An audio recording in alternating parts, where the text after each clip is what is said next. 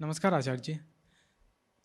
मेरा सवाल ये था कि आज कल जो कॉम्पिटिटिव एग्जामिनेशन की प्रिपरेशन करा रहे हैं टीचर्स, जैसे आईआईटी जेईई और यूपीएससी, तो वो लोग भी अब अध्यात्म और कबीर साहब पे भी बोलने लगे हैं, जिनके शॉर्ट्स इंस्टाग्राम और यूट्यूब पर बहुत वायरल भी हैं।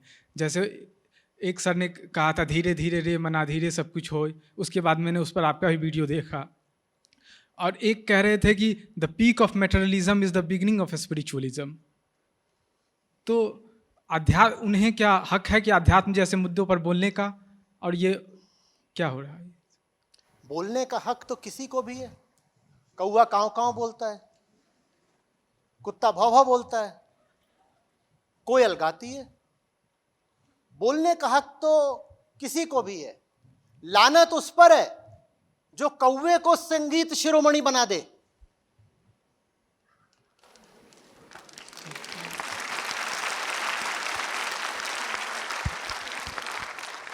कोई भी बोल सकता है। मैं तो हमेशा कहता हूं, उसने बोला तो बोला, तुमने सुना क्यों? अब धीरे धीरे रे मना धीरे सब कुछ हो, ये तो बात फ्रीजर में बर्फ पिघलने को लेकर भी बोली जा सकती है, किसी भी चीज को लेकर बोली जा सकती है। ये तो अपनी अपनी बुद्धि और चेतना पर है कि तुम्हें क्या समझ में आ रहा है कि वहां पे वो क्या बोलना चाह रहे हैं कबीर साहब। और जिसको फॉलोअर मिल गए और मंच मिल गया, प्रसिद्धि मिल गई, टीवी मिल गया और चैनल मिल गया, वो तो बोलेगा। तुम बताओ तुमने सुना क्यों? कोई हम नियम नहीं बना सकते। आपने पूछा क्या उनको हक है?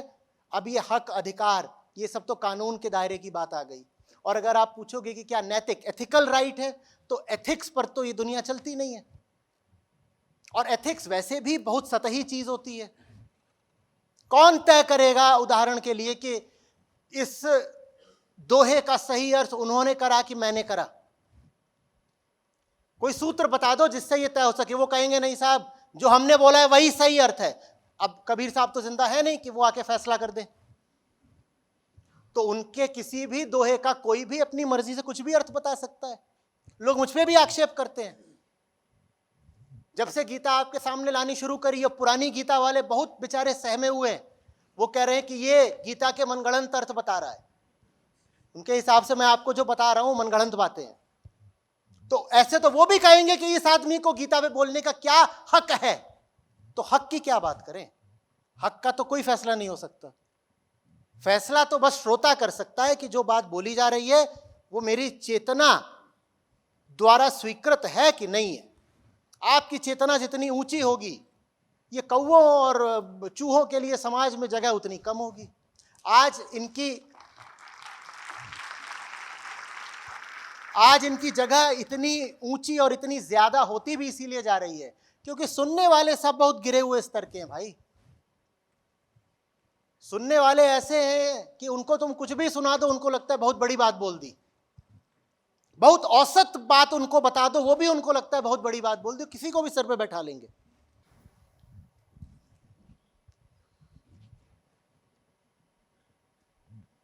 ये बातें आप तक लाने के लिए देखते हो कितनी मेहनत करनी पड़ती है हमको। होना तो ये चाहिए था कि अगर ये बातें सचमुच ऊंची हैं और अच्छी हैं तो ये अपने आप आगे बढ़ती ना। ये होना चाहिए था ना। पर ऐसा हो रहा है क्या? उल्टा हो रहा है ना। जो चीज जितनी अच्छी होती है, जितनी ऊंची होती है, उसको फैलाना उतना मुश्किल और श्रमसाध्य होता है। और जो चीज जितनी घटिया होती है अपने आप ही फैल जाती है। जैसे बीमारी फैलती है। स्वास्थ्य कभी स्वयं फैलते देखा है? स्वास्थ्य तो मुश्किलों से अर्जित करना पड़ता है। और कोविड और सर्दी और जुकाम ये खुद फैलते हैं। डेंगू का मच्छर जगह जगह, एक मच्छर 100 जगह आके काट लेता है, डेंगू हो जाता है। अब वो एक बार हो गया, उसको हटाने में मेहनत करनी पड़ती है। अब ये परहेज करो, ये दवाई खाओ, फलाना टेस्ट कराओ, तब जाके वो हटता है। तो ये निचलेपन का, अज्ञान का और ओछेपन का स्वभाव कह लो, प्रकृति कह लो, वो होता ही ऐसा है कि वो स्वयमेव बहुत तेजी से फैलता है। क्योंकि उसको फैलने के लिए एक मुनासिब जमीन मिल जाती है। वो जमीन क्या होती है?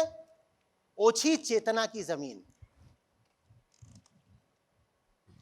एक छोटे आदमी को ट्रक वाला शेर सुनाओ, वो देखो कैसे गदगद हो जाएगा, एकदम जमीन पे लौटने लगेगा। ये क्या बात कही, क्या बात कही, क्या बात कही, क्या बात कही। वो पड़ोसी के साथ भाग गई, वो पागल हो जाएगा, क्या बोला है, क्या बोला है। इसके 8 मिलियन लाइक्स आएंगे।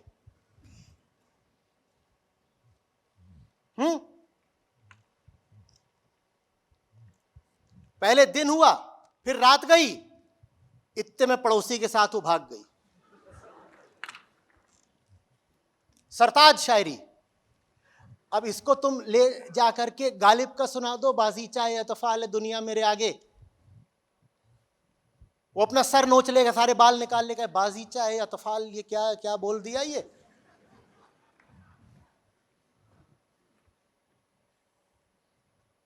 ट्रक वाली शायरी अपने आप वायरल हो जाएगी।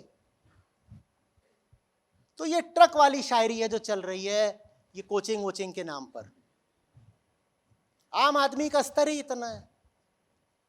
जो लोग जाते हैं इन परीक्षाओं की तैयारी करने, बच्चे ही तो हैं, IIT JEE वगैरह की तैयारी करने जाते हैं, उनको बहला लिया, फुसला लिया, उनके गॉडफादर की तरह खड़े हो गए कि हम भी IITian हैं, या UPSC में खड़े हो गए कि हमारा भी कभी सिलेक्शन हुआ था। उनको लगता है कितनी बड़ी बात हो गई, कितनी बड़ी बात हो गई। अब कुछ भी औंडा पौंडा बोल दो, और जो बोला जा रहा है वो एकदम ही गलत होता तो शायद कोई ठुकरा भी देता। जो बोला जाता है वो बस औसत होता है, एवरेज, मीडियोकर। अगर कोई चीज एकदम ही घटिया हो ना, तो वो भी शायद कॉल आउट हो जाए, उसमें भी फिर दिख जाएगा कि ये चीज एकदम ही शून्य है, तो वो भी फिर अस्वीकृत हो जाए। पर जब कोई चीज औसत होती है, मीडियोकर, वो खूब चलती है। नॉर्मल कर्व देखा है ना, कुछ एकदम बुरा हो वो भी बहुत कम होता है, कुछ बहुत अच्छा हो वो भी रेयर होता है, विरल होता है। वो जो पूरी थिकनेस होती है वो कहां पाई जाती है? वो सेंटर ऑफ द कर्व में, जहां पे मीन है, मीडियन है, मीडियोक्रिटी है, मीडियोक्रिटी सेल्स। एक्सीलेंस तो रेयरिटी होती है, उसके ग्राहक बहुत कम होते हैं।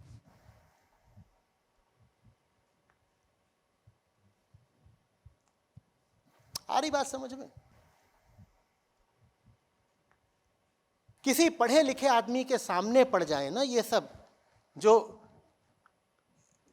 दर्शन पे, कबीर साहब पे टिप्पणी कर रहे हैं, तो फिर ऊंट पहाड़ के नीचे भी आए। जीवन को लेके कोई भी अब ज्ञान बघारने लगता है। किसी वास्तविक दार्शनिक के सामने पढ़े तो पता चले। अभी अब वो बेचारा, वो लड़का, वो 12वीं पास करके आया, उसके आगे तो कोई भी शहंशाह बन जाएगा। खास तौर पे जो पोजीशन ऑफ अथॉरिटी में है, जिसको आपने पैसे दिए हैं कि मुझे सेलेक्ट करा दो, मुझे मेरा IIT JEE क्लियर करा दो, या मेरी सरकारी नौकरी लगा दो। और भारत में बेरोजगारी इतनी है कि अगर आपके सामने कोई खड़ा हो गया ये बोल के कि मेरी बात सुनोगे तो तुम्हारी नौकरी लग जाएगी, तो वो आपके लिए भगवान हो जाता है। सोचो कि अगर ये लोग एंट्रेंस एग्जाम पास न करा पाने की स्थिति में होते तो इनको कौन सुनता? सोचो, सोचो कि अगर इनके नाम के साथ वो जो कोचिंग है उसका नाम न जुड़ा होता तो इनको कौन सुनता?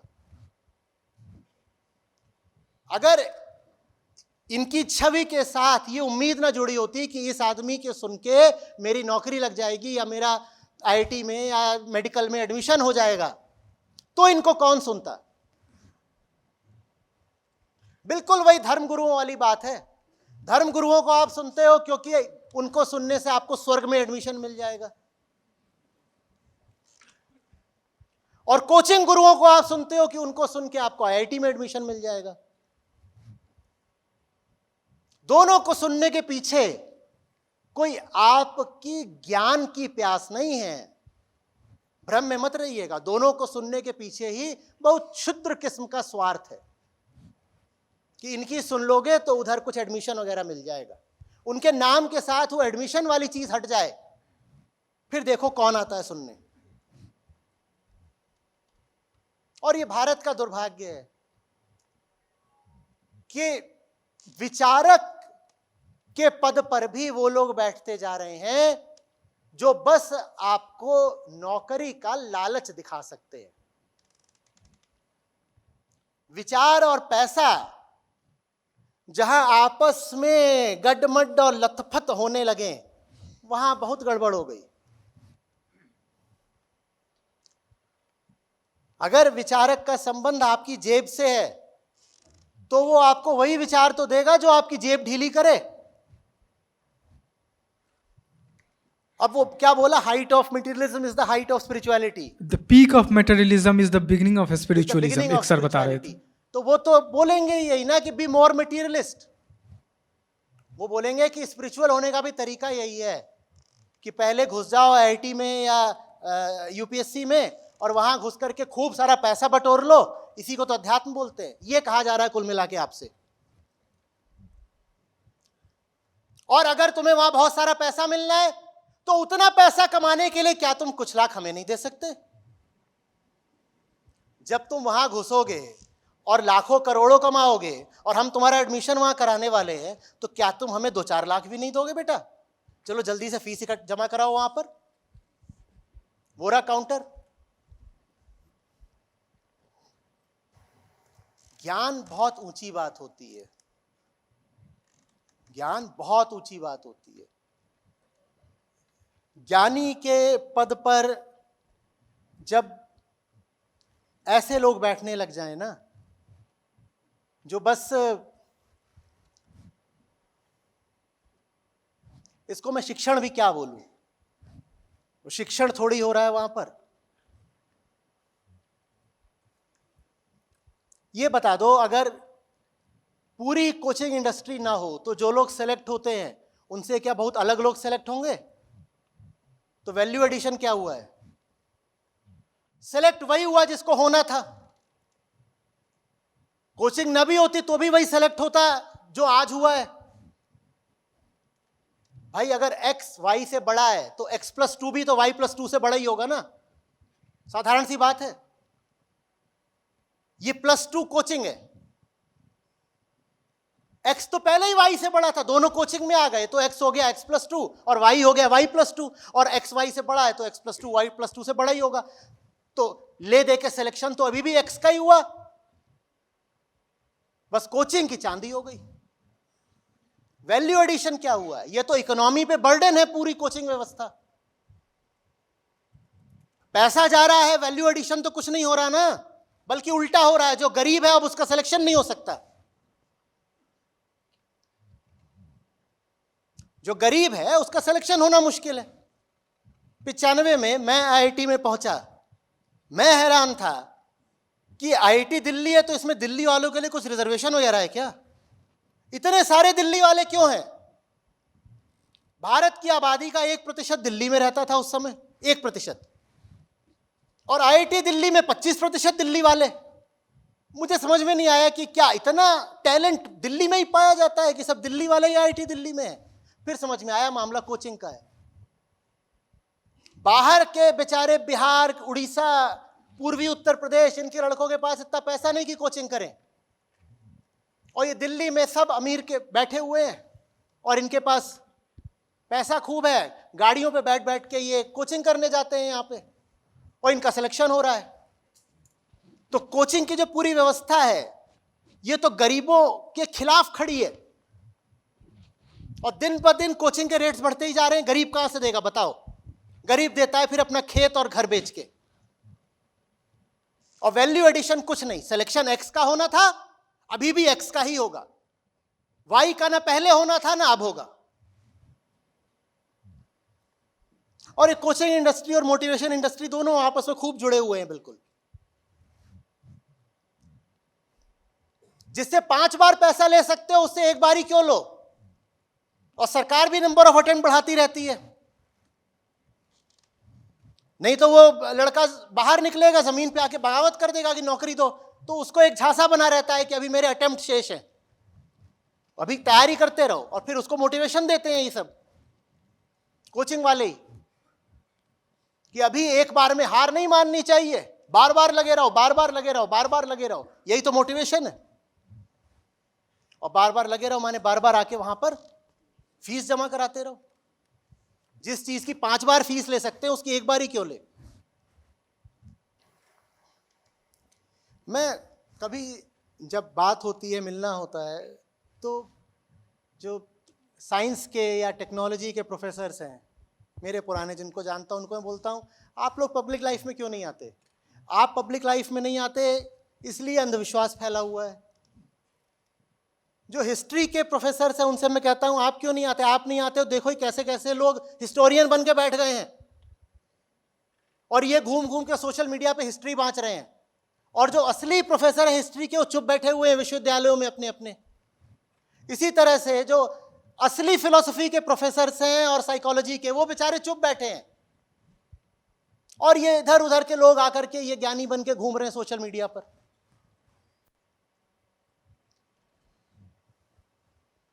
मीडियोक्रिटी और कुछ नहीं।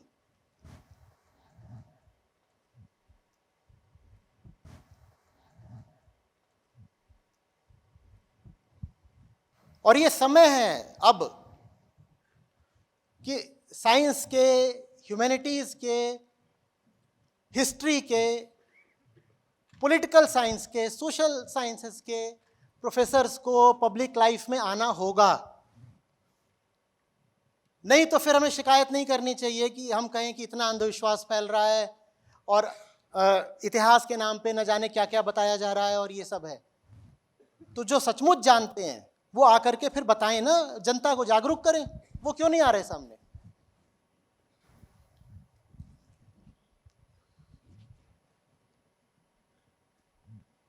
नमस्ते सर जी।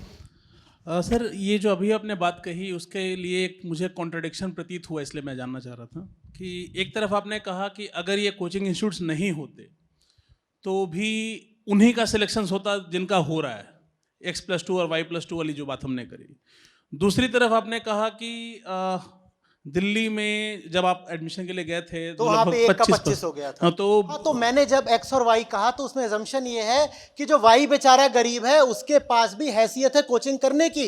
नहीं तो X is greater than Y and X+2 is much much greater than Y। उस Y में तो +2 भी ऐड नहीं होगा ना। राइट X सर, दिल्ली वाला है, राइट सर, Y बिहारी है। Right sir. अगर X दिल्ली वाला और Y बिहारी है तो X में तो 2 ऐड हो जाएगा पैसा देके और Y में तो नहीं ऐड होगा। हाँ, अगर X और Y दोनों दिल्ली के हैं तो फिर X+2 होगा, Y+2 होगा। तो इसका मतलब उस स्थिति में भी क्या होगा जी, आना तो X को ही है। लेकिन सर कोचिंग के रोल से अगर मैं देखूं तो से सपोज दिल्ली वाले ज़्यादा पहुंचे, शायद कम टैलेंटेड थे फिर भी, और शायद बिहार वाला बच्चा जो था वो नहीं पहुंच पाया बिकॉज उसको कोचिंग नहीं मिली, तो वो जो +2 है एक जगह ऐड हुआ दूसरे में ऐड नहीं हुआ, तो वो इसलिए कोचिंग का महत्व तो बढ़ा ना सर, बिकॉज शायद X से Y ज़्यादा बड़ा था। लेकिन बिल्कुल, अब ये हुआ कि X+2 हो गया और Y+2 हो गया। हाँ। और 2 बिल्लियों की लड़ाई में यस +2 और +2 किसकी जेब में चला गया। आप कह रहे हो दिल्ली वाला तो +2 कर ही रहा है, यस सर, तो बिहार वाले को भी +2 करने तो तभी मामला बराबरी का होगा। मैं कह रहा हूं कि आपने इधर भी +2 करा दिया, उधर ही +2 करा दिया, और ये +2 दोनों बिल्लियों का गया किसकी जेब में। नहीं सर, मैं दूसरी बात कह रहा था सर। मैं ये कहना चाह रहा था कि से सपोज बिहार वाला Y है, दिल्ली वाला X है, लेट अस अज्यूम Y जो है वो X से बड़ा है। हाँ हाँ। अब अज्यूम फॉर अ मोमेंट कि Y वाले को कोचिंग नहीं मिली हाँ जी। और X वाले को कोचिंग मिली, जिसमें वो +2 ऐड हुआ या +5 ऐड हुआ, जो भी ऐड हुआ, अब now X+2 is greater than Y। Initially Y was greater than X, so coaching का डिफरेंस यहाँ तो क्रिएट हुआ ना। नहीं क्रिएट हुआ, क्योंकि अभी भी क्या हो रहा है, Y was anyway greater than X, right, but he is not getting into, या तो उसको फिर एक आर्टिफिशियल बराबरी पे आने के लिए दोनों बिल्लियों को किसको देना पड़ा। राइट, अभी भी देना पड़ रहा है ना। But the coaching institute did create a difference, that's why It's Delhi वाले not बच्चे creating a difference, it's creating an artificiality in the market। या तो ऐसा होता कि वो किसी का अनअर्थड पोटेंशियल सामने ला पाता, वो तो वो नहीं कर रहा है ना। वो या तो ये कर पाता कि अभी भी तो यही हो रहा है कि जो आप कह रहे हो कि Y ज्यादा डिजर्विंग है, Y बिहार का ज्यादा डिजर्विंग है, X दिल्ली का है, वो कोचिंग देके घुस जाता, राइट सर। तो ये अन्याय होता ना। हाँ, अन्याय है। तो हम यही तो बोल रहा हूं कि अन्याय है कि सारा पैसा कोचिंग के पास जा रहा है। नहीं, लेकिन सर वो पहले स्टेटमेंट का कॉन्ट्रडिक्शन भी तो है कि जिसको जाना था वही जा रहा है, कोचिंग से कोई डिफरेंस नहीं हो रहा वहां है। पर मैंने समझाया तो जी, जी। कि जिसको जाना था वही जा रहा है। इसमें ये assumption है कि एक्स और वाई दोनों के पास परचेजिंग पावर है कोचिंग की। जी जी, अगर दोनों के पास परचेजिंग पावर नहीं है तो फिर एक डिफरेंस के पास, right sir, right sir, thank you. in either case it is not adding value to the individual because it's a competitive scenario। आपने 10 को बैठा लिया है, उन 10 में भी वही श्रेष्ठ रहेगा जो कि कोचिंग में बैठे बिना श्रेष्ठ रहता। बात तो कंपैरेटिव है ना।